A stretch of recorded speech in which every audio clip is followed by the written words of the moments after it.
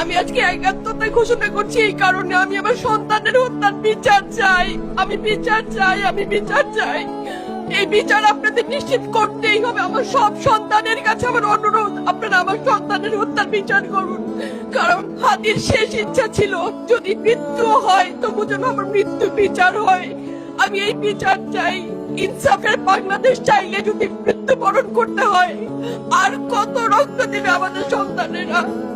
আর সহ্য করার ক্ষমতা আমাদের নাই। আমাদের সন্তানদের বাঁচতে দিন। ইনসাফের বাংলাদেশ গায়েব হোক। আমরা আর সহ্য করতে পারি না। প্রশাসনের কাছে, সবার কাছে একটাই মাত্র অনুরোধ, আমাদের বাচ্চাদের বাঁচতে দিন, আমাদের ইনসাফের বাংলাদেশ দিন। কথা বলার শক্তি আমার নাই, আমার চোখ পড়ে আসছে। আমি সহ্য করার শক্তি আমাদের নাই। আমাদের বাচ্চাদের বাঁচতে দিন। প্রশাসন সজাগ হবে কবে? আর কত মৃত্যু আমার বাচ্চাদের দেখতে হবে?